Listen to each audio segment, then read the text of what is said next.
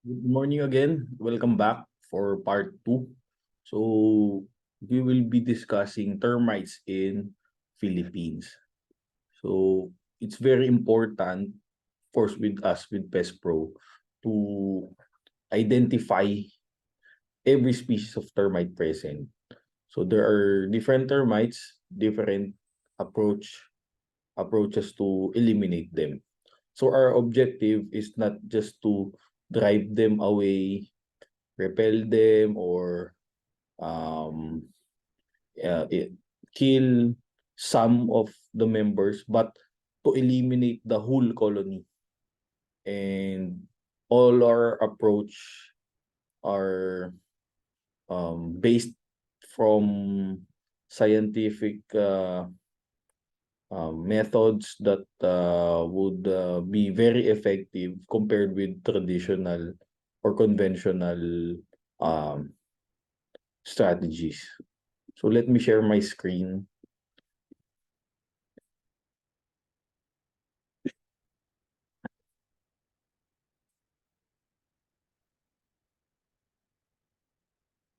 Okay. So termites, Anay. Um, Thank you for this photo. It's very clear. We can see the mandibles of soldier termites. Also, the transparency of the body of the worker termites. So what are termites or anay? Termites or anay all belong to the phylum Arthropoda, class Insecta, and order Isoptera. So Isoptera means iso, same or equal, and then Tera, Ptera, means wings. So ibig sabihin, yung mga anay, they have equal wings. Termites are also detritivores or detritus feeders. They feed on dead plants and trees. So yung mga patay yung mga usually kinakain nila. And termites get nutrients from cellulose. So ano ba yung cellulose? It is an organic fiber found in wood and plant matter. So usually yun talagang yung hinahanap nila sa food, yung cellulose. So wood makes up the majority of the pests' diet. Although termites also eat other materials such as paper, plastic, and drywall. So termite colonies have a different looking individuals known as castes. So merong iba-ibang duties within a colony, yung iba-ibang members ng caste. Next, only in Antarctica, walang termite. And termite queens have the longest known lifespan of any insect, with some queens reportedly living up to 30 to 50 years. So ganyan katagal mamatay ang termites. So the caste include worker, soldier, and reproductives. So this is the colony life cycle of the termites. So we can start from the king and queen, and as they mate, the queen will produce eggs, and those eggs will soon turn into a nymph. And in a matter of 1 to 2 months, it might turn into a worker, into a soldier, a supplementary reproductive that can also lay eggs, or it can turn into an alate or winged reproductive, or commonly known as gamo-gamo. And then yung mga gamo-gamo, uh, once they lost their wings, they will burrow sa soil, and then they will try to establish a colony. But it has a very small chance of reproducing. So sa dami ng gamo-gamo na yon, there's a very low percentage that they will become successful. So the worker castes, they are the most abundant caste. Ibig sabihin sila yung pinakamarami sa colony. They are the ones getting food, nagki-care ng brood, they maintain their nest. They also excavate, repair, and build galleries and mud tubes. So lahat yan worker. The only caste also, yung workers lang, has the ability to digest food because of flagellates in the gut to assist in cellulose digestion. So, ibig sabihin, sila lang yung may capacity sa buong colony na kumain ng food. So, sila yung kumakain sa mga kahoy natin, sa papel. So, sila lang may kakayahan because of their flagellates. Soldier caste, it is their main function is only to defend. They have enlarged jaws, incapable of feeding themselves. So, hindi nila kayang pakainin yung sarili nila. And they also rely on workers to provide them regurgitated food. So, ano ibig sabihin ng regurgitated food? Yun yung kinain na ng anay ng workers, iniluwa ulit nila. After digestion, yun ang ipinapasa nila sa soldier. There are also what we call reproductive caste. So sila naman yung important part sa pag-establish ng colony. So there are the alates, the queen, and secondary reproductives. So the primary reproductives are what we call alates or swarmers or gamu-gamo. They successfully survive the dangers of dispersal or what we call nuptial flight. Yun yung makikita nyo pagkagabi, maliwanag, ma-attract sila sa ilaw. That's the nuptial flight. And then, the objective is to settle down to lay and nurse the first brood. So sila yung magiging queen and queen. So how do we differentiate if the gamu-gamo is an ant or a swarmer? So sa anay, straight yung antena compared with antena ng ant na elbowed or kinked. Also, same din yung pakpak since Isoptera nga yung termite. Same yung pakpak niya na front wings tsaka hind wings. Compared naman sa langgam, mas mahaba yung front wings compared sa hind wings. So, body mostly uniform also in width compared sa ant na 3 distinct body regions na agad gamo-gamo pa lang. Secondary reproductives also, they are produced to ease the queen's burden when the colony becomes too large. So, sinasabi nila, if the queen dies, the colony will also die. It's wrong. So there are secondary reproductives that can take over the total reproduction requirement of the eggs. So it's not correct that if the queen is removed in a colony, the colony will be eliminated automatically. So that's wrong. Tertiary reproductives, they are fully developed workers when a certain part of the colony is isolated. So they look like big workers. So what are the common species of termites? So we have to be familiar with each and every size, the itsura itself of the termites. So it's very important for us to be familiar. First is Philippine milk termite or Coptotermes gestroi. It is the most destructive species of termites in the Philippines.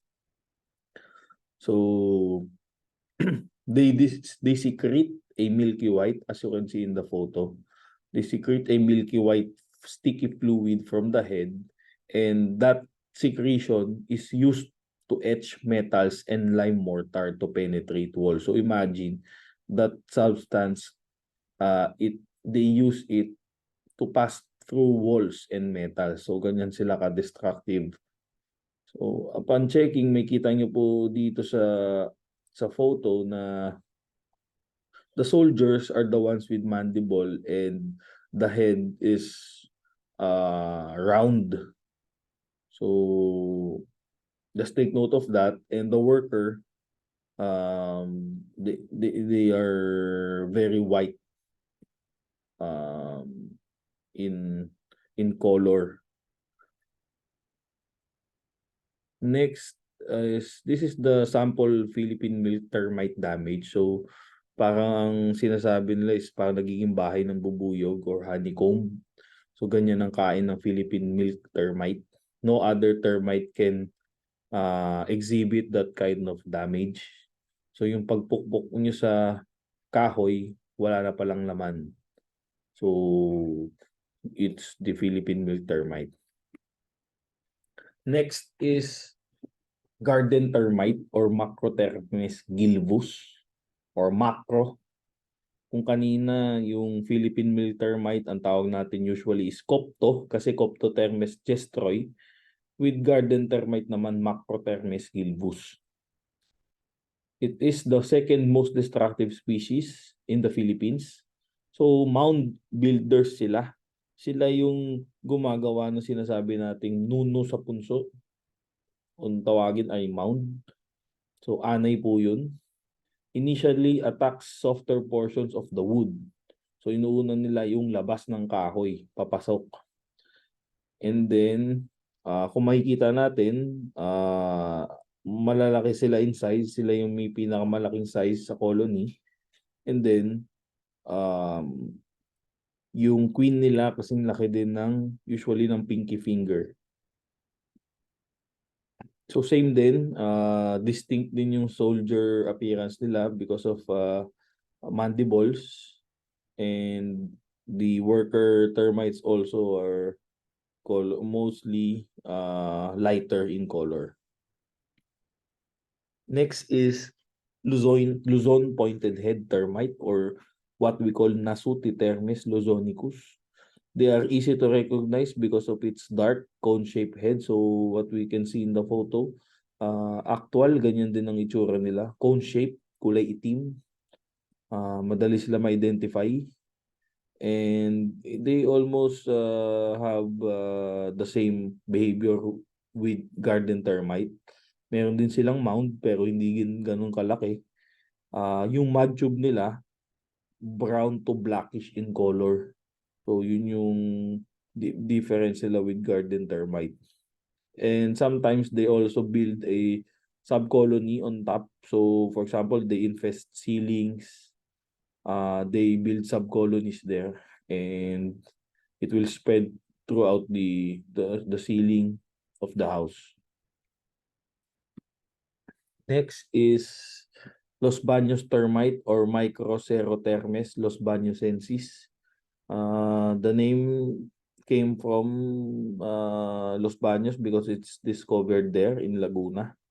So before, the nests are often collected as feed for chickens. And what we can notice uniquely with the mud tubes of Los Baños termites are it's very narrow and they build suspended tunnels like this on the photo. So the mud tubes are very narrow compared with other species. For the wood borers, the drywood termite or Cryptothermes cynocephalus, or what we call unos, resides in conditions where there is dry wood. So usually pagka na-construct na yung bahay, hindi treated yung wood using a chemical, the tendency is they will harbor there and continuously they leave a termite frass, which is a fecal matter pushed out when tunneling and eating wood. So pag may nalalaglag sa wood natin na bilog-bilog, parang bulitas, that's coming from dry wood termite. Next is the powder boss beetle or ito tinatawag na bukbok or Lictus bruneus. Ang frass naman niya is powdery. Almost the same color of the wood na kinakain niya. Pero the texture is like baby powder. So that's the difference between bukbok and unos. So during inspection, what are we looking for? So number one, swarmers or yung gamo-gamo. Maghanap tayo Usually at outside kung saan mailaw or inside kung saan mailaw. Kasi sometimes they can be found inside if there is a colony inside the house or inside the building or the facility, and then dun lalabas sa isa sa mud tubes or magkakaroon ng opening, dun lalabas yung swarmers. So that's one indication na meron termite. Another, may discarded wings. So pag nakita nyo in the morning, wala na yung insekto pero nandun yung wings. Pag nakita nyo pantay yung pakpak, there is a possible infestation of termite within the area.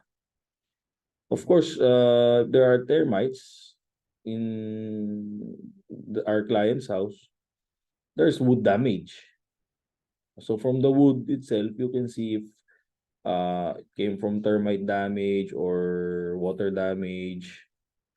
So we can, if you have no experience yet in identifying if it's a wood damage from termites, you can take a photo and send it to your supervisors for further identification.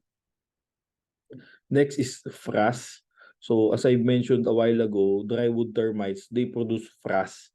So it is it's like buhangin na bilog, pellets na usually may kita natin nalalaglag from the wood. And lastly, we can observe mud tubes. So usually for subterranean termites, they build mud tubes to provide moisture while they travel between their colony and a food source. So since ang termites then they are sensitive to air, so they have to cover their pathway by building mud tubes. So as a pest pro technician, where do we look for during our inspection? So if there are area with exposed wood, we have to check. Usually we knock on the wood, and if we hear a hollow sound, we have to further check it. Just remember that avoid creating a hole without the client's permission. So we have also to check areas with moisture like kitchen sinks, comfort rooms, access points like electricals, um, water lines. So sometimes termites use it as their guide in entering a property. Also the foundations, we have also to check it. Our windows, and of course the storage under the stairs, because it's not all the time that there is a movement, since it is usually converted into a stock room. So any areas that has a limited movement in that area, we have to check it. So what are the chemical treatments that we do to eliminate termite colonies? So first is what we call post-construction termite treatment or liquid soil barrier treatment. So we inject termiticides inside or outside the house, but the main objective is to create a barrier just like this one. So the distance per hole is 14 to 16 inches, and distance from the wall is around 1 foot. But this is subject for supervisor's approval, since sometimes we have to adjust where to drill or where to inject depending on the situation of situation on site. So always seek the supervisor's approval before you make some drillings and some chemical injections. So on the average, we inject around 1.3 to 1.5 liters of chemical solution per hole. So we also have a computation there, which will be discussed some other time. in order for you to compute how many chemicals to be used per client. So next, we are also deploying perforated pipes or reticulated pipes. And we have to do it before they do some finishings in their flooring.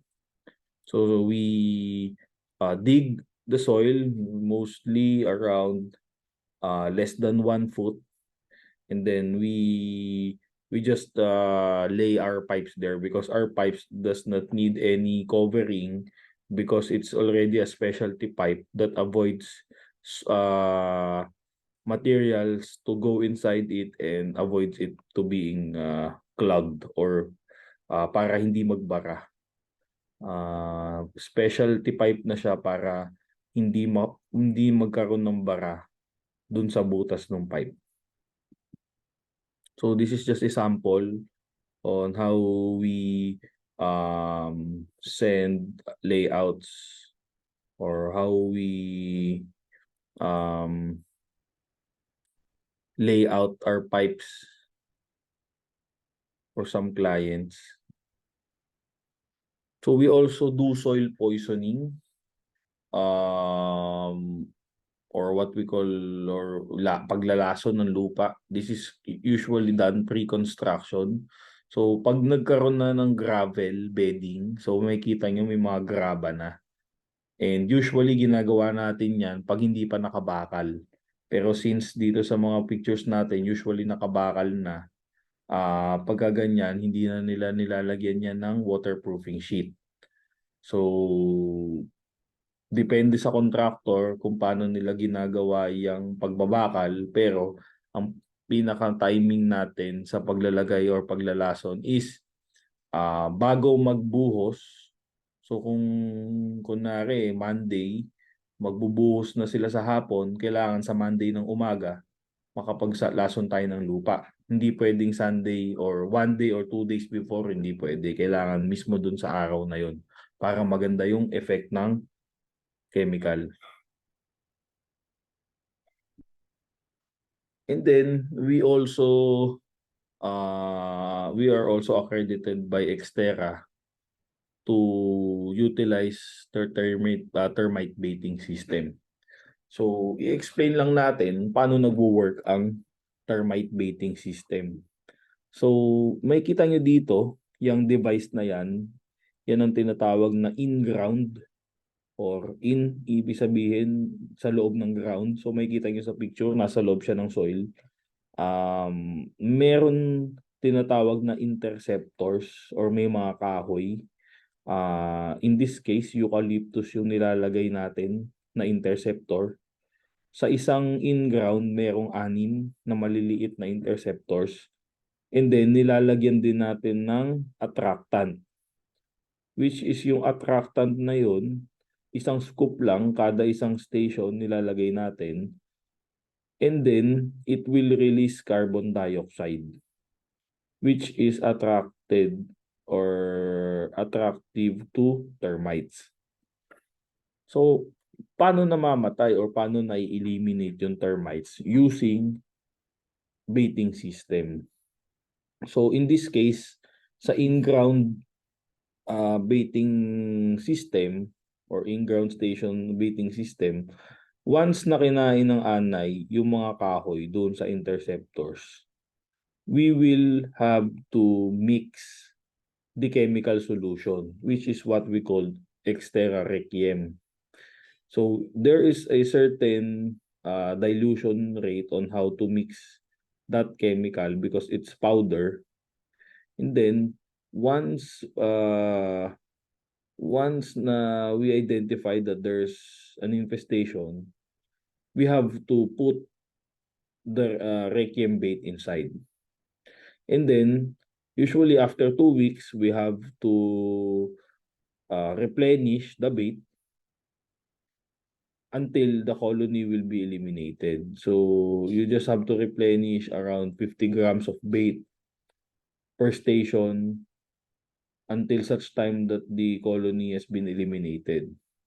So How is the colony eliminated using our bait? So as mentioned a while ago, termites, especially workers, they are the ones foraging for foods or sila yung kumukuha ng food. Sila lang may kakayahang kumuha ng food. So our chemical, which is made of cellulose, it serves as food for termites. So kakainin nila yan, lalo kung moist na moist yung bait mo. Mas preferred nila yan. And then, our bait also, it has a irresistible lure which makes it more attractive.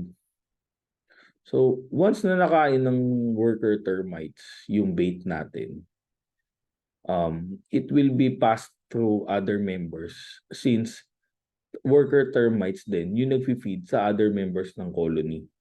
So, hindi alam ng other members of the colony na ang kinakain na pala nila is yung termite bait natin.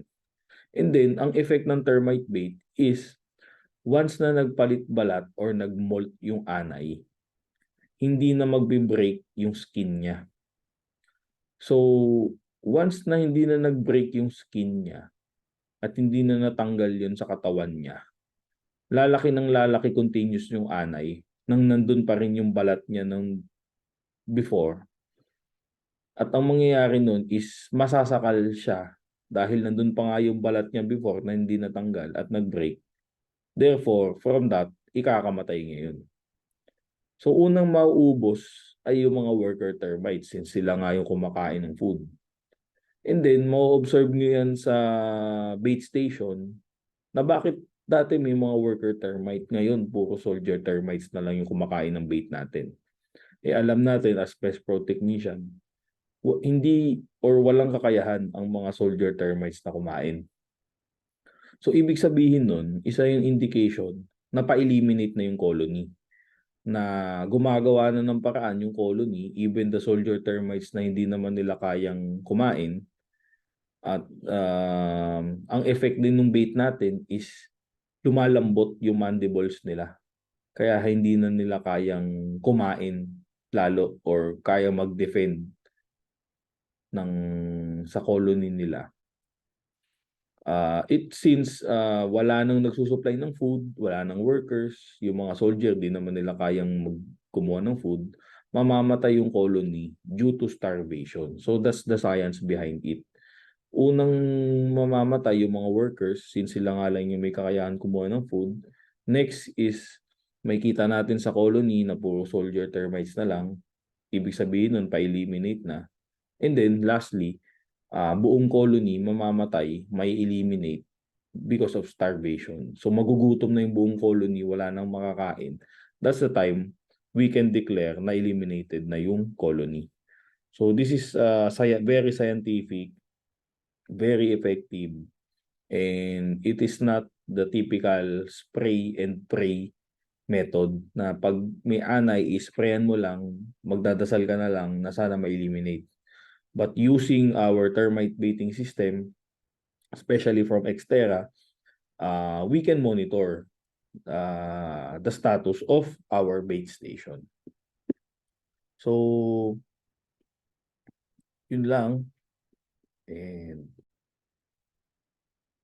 questions kayo, you can approach any of your supervisors in charge.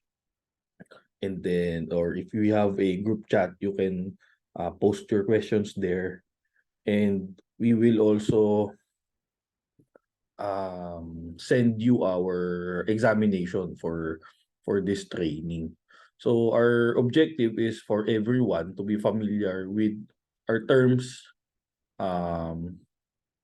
Yung pag tinanong ka ni client is masasagot mo siya. Kasi pag tinanong ka ni client at hindi mo siya nasagot, we lose our client. So that's very simple. Kaya kailangan lahat ng tanong nila masagot natin. Worst case, alam mo na ito yung sagot pero na mental block ka habang kausap si client. Pwede mong sabihin na dear client, sir, ma'am, babalikan ko po kayo sa sagot i-check ko lang po ulit kung ano po yung sagot sa tanong nyo. Pero rest assured na within the day or within the week po, mababalikan ko kayo dun sa sagot na hinihingi nyo. So, wag yung bibigyan ng sagot na, ay, hindi ko po alam eh. O, ay, bago lang po ako, hindi ko po alam yung sagot. So, mali yun. Hindi pwedeng ganun. So, lagi, balikan nyo si client and make sure na masagot natin siya.